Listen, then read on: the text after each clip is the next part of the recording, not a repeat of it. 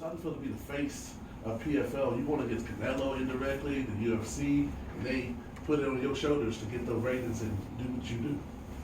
Yeah, it's an honor, you know. I think that it's gotten to the point in my career where you either love me or you hate me, but you want to tune in to watch and see what's going to happen.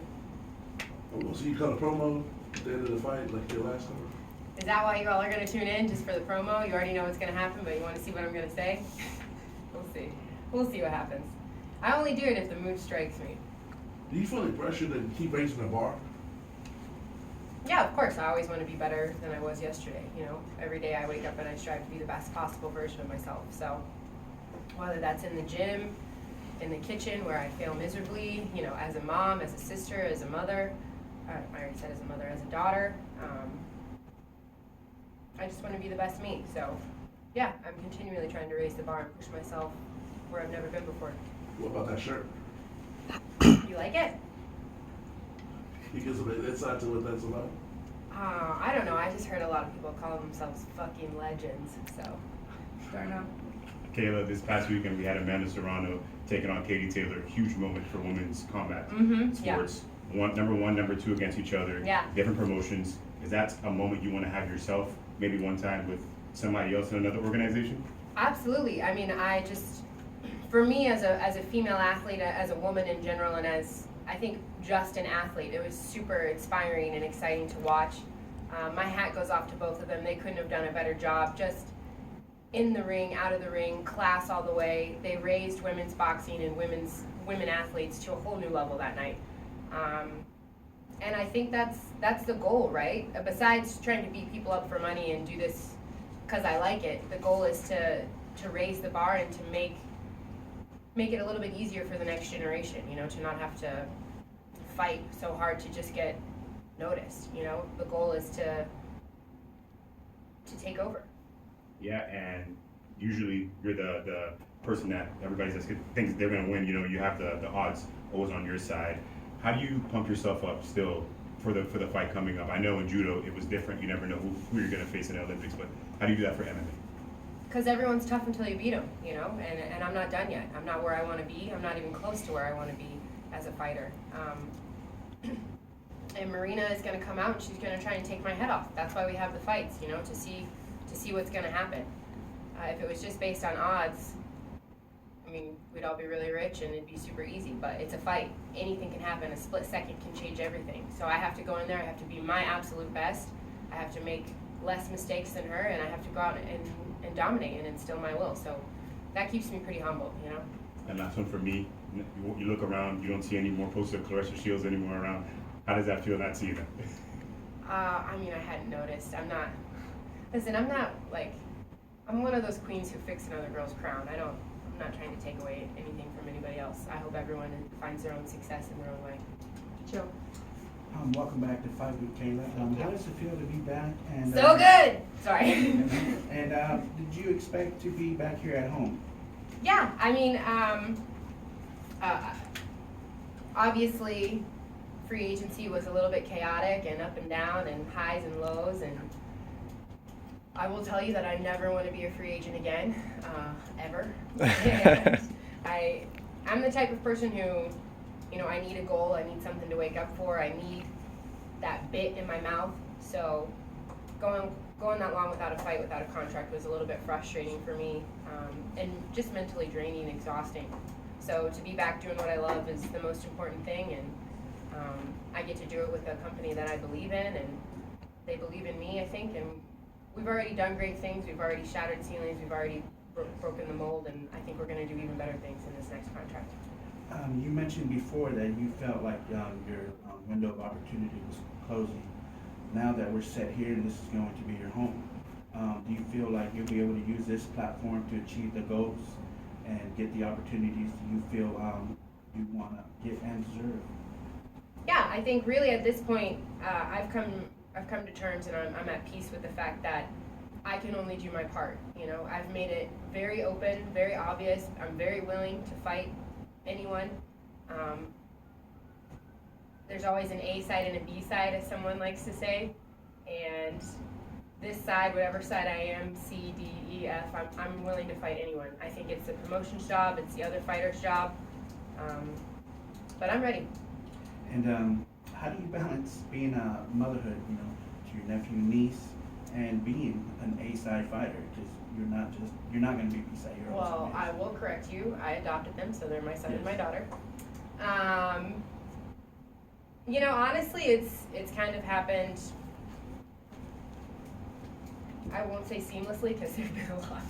It's been really hard, but it was the best thing I didn't know I was missing. You know, it was something that changed my life for the better and gave me whole new meaning and whole new purpose. And I'm exhausted. I'm not gonna lie to you. Being a single mom is the hardest job I've ever done in my life. You know, I'm to the point of tears a lot. I'm not gonna lie. But it's also the most rewarding thing I've ever done, and I can't imagine my life without them. They make me better. And last one, what's your favorite meal to cook for? Oh, me? Cook for them? Well, they don't like to eat, so I like to order pizza on Friday. No, we eat really healthy during the week, and then on the weekends we eat a little bit less healthy, but they don't really like my cooking, so that's one of the reasons I cry. Papa, go ahead. Right, so we are a show from Brazil. Hi. So I see your shirt, Legend Killers. We happen to have a couple of girls that call themselves legends over there. Really?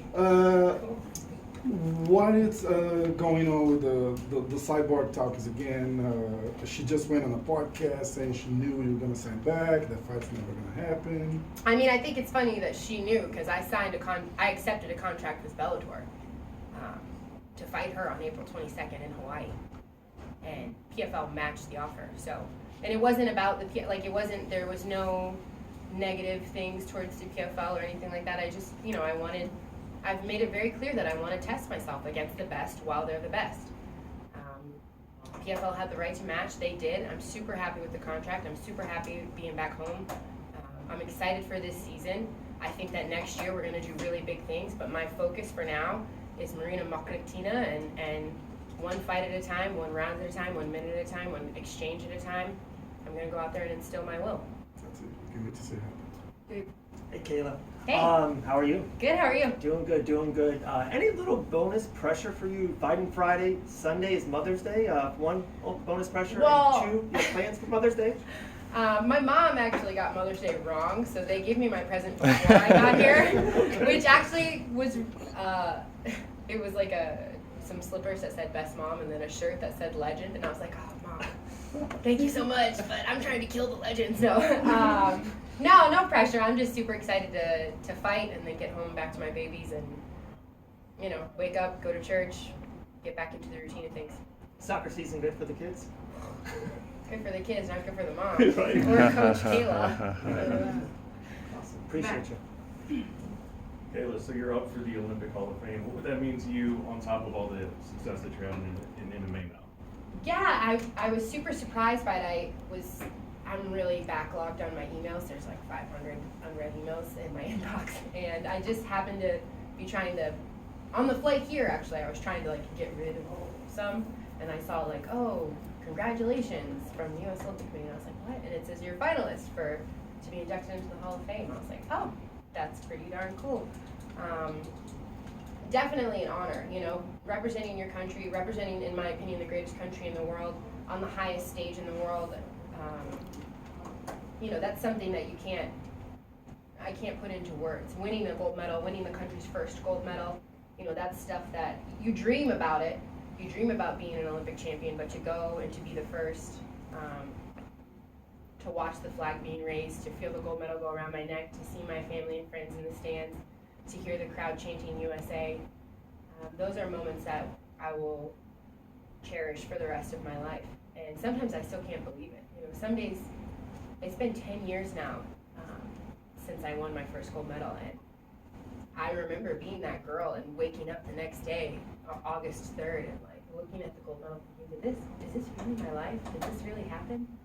So I'm super honored just to be a finalist, and you know, obviously to be amongst the 0.001% of the population makes me feel pretty good. Absolutely. Now, during your free agency, one of the things I believe you talked about being like a point of contention for you was the PFL schedule and the schedule of the fights. How did you kind of overcome that as a sort of like objection to returning to the PFL this year? What do you mean the schedule of fights? Like I believe you said something about the number of fights, like the hectic schedule within a single year, the number of fights within a year. Oh, I think the big thing for me was just one thing I made very clear was I'm not going to be able to make 145 pounds 4 times in 5.5 months. I think it's dangerous, and I'm not willing to put my body through that really for any amount of money. Health is, the most important thing in your life. But I will tell you, and if you talk to any of these other fighters, it's grueling. It's a grind. I'm fighting this week. I go home and then I'm right back in camp. It's not like most champions fight 1 or 2 times a year. I'm fighting 4 times in 5.5 months. So it's a grind. I'm lucky that I have the judo background that I have, where we spent, week after week. We would go from one tournament to the next tournament to the next tournament. I'd be gone for weeks and months, and I'm kind of used to that grind. But I will tell you, it's tough. It's mentally tough, but I'm prepared. And lastly for me, you said, like after winning the title last year that it wasn't so much about the gold for you anymore, it's about the journey. So what are you hoping to accomplish this year, 2022, this season, along this journey? What are some of the goals that you're looking forward to, obviously besides winning the championship again? I think, again, it's sort of, I'm at this place where I'm really at peace with my life, like I've done enough. I'm a 2-time Olympic champion, I'm a world champion, a junior world champion. I won every tournament there was to win in judo, some of them twice. I've won the PFL title twice. I'm undefeated. I'm a mother. I have millions of dollars in the bank. I've done enough. I do this now because I want to push the envelope. I want to see how high I can climb. I want to see how good I can be. And I don't know. Nobody knows, right? Like, we don't know what the answer is. We don't know if I'm gonna ever get to fight Cyborg or Amanda or Pena or whatever. And we don't know like what's gonna happen. But I do this because I have an internal drive to test myself. I enjoy that process. I enjoy waking up and going to practice, and I enjoy the grind, and I love the feeling of self-fulfillment, and I guess it's like my version of self-love, is to try and make myself better. That's like, I don't know how to explain it any better. I don't know. Curtis. Hi, Kayla. Hi. Question for you is just kind of how much of a relief it is to talk about fighting now and not having to answer business questions and free agency and all that. Just kind of talk about how much of a relief that is. Yeah, it's a relief. I mean, I'm not going to lie to you, this is the part of the game I don't really enjoy. The lights are bright. I'm not really good at doing makeup or hair. It's, it is what it is. But I'm just excited that I'm talking to you guys. That means that fight day is almost here, and I get to be the real me, get in the cage and do what I love. It's talk is one thing, but I'd rather just get in there and talk with my actions. Kayla, is this season feel a little bit more special for you because staying with the PFL, but this will be your last season, right? You're going to be in the pay-per-view series, the first official fighter to make that off next year. So does that add anything to this year? I haven't really thought about it, to be honest, but that's true. I guess it is the final dance or whatever, the last dance. No, I'm just excited to fight. I'm excited to continue to build my legacy, and next year's a long way off. I think it's easy to get wrapped up in all of this, media bullshit where we, I talk about Cyborg and we go back and forth and we do this big drama show. But at the end of the day, like, none of that happens if I don't do my job on Friday, and then July. I don't know if you want to tell you when the fights are, but and then I have to do my job here first, one fight at a time. So I'm focused on that. And I am looking forward to it. I'm looking forward to just, man, I love this. This is my purpose. Besides, I think maybe I think being a mom is probably my purpose too. I think it happened for a reason, but I love what I do very much. I'm very grateful for the platform that all of you give me. I don't mean to sound bitter or anything. It's just sometimes you get sick of talking about yourself, you know. So you guys could ask me questions. John Morgan clip. You guys could, I know. It was, but you guys could ask me other questions too. You know, you guys could like break the mold and be different. You guys could ask me about my foundation or. Yeah, tell us about your Impractical Jokers experience, please. Okay. Well, Impractical Jokers was fun. I got to beat Murr up, you know, and throw him through a table and into a pool. It was a good time. Last thing for me, just overall thoughts though on the lightweight. The lightweights this year because got plenty of new faces, you know. So yeah, is that cool for you? I'm very excited about it. You know, I think there's a lot of new up and coming talent. There's some veterans of the sport. I know Julia Budd's making an appearance and fighting in the tournament. I think Pacheco is back. She's always going to be a tough fight for anyone. I think she's a top dog. I expect to see her do well again this year.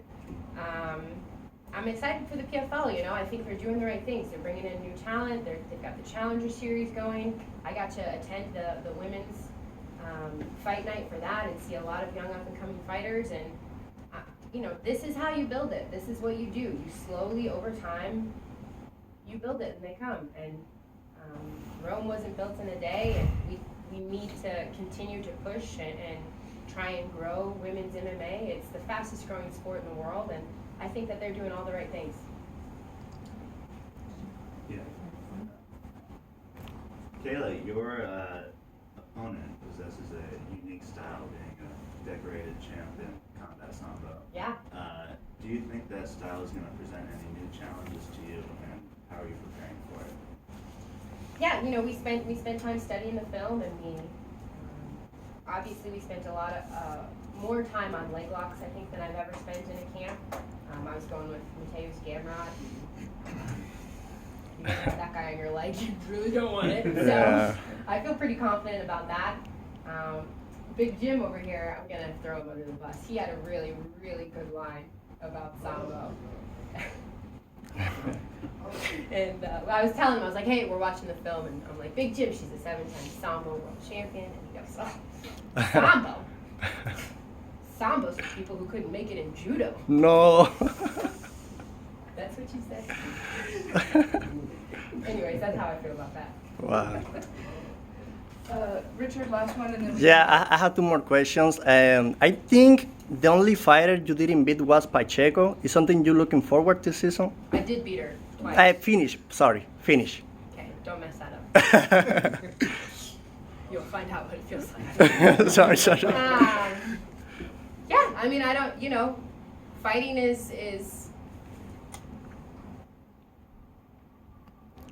I make it look easy because I work so hard, you know, but she works hard too. She's well-rounded. She has more experience than me. She's been in this game for a lot longer. She's very versatile. I don't take anything away from Pacheco. I don't think I lost a single round or a single minute of any round, but she's good. She's tough. She's durable. I mean, it's also really easy, in my opinion, when you're just trying to survive, it's harder to finish someone, in my opinion. My last one. In which country you would like to fight? No? Any of them. Any? I mean, Non-special? send location. So, thank you. Thank you guys.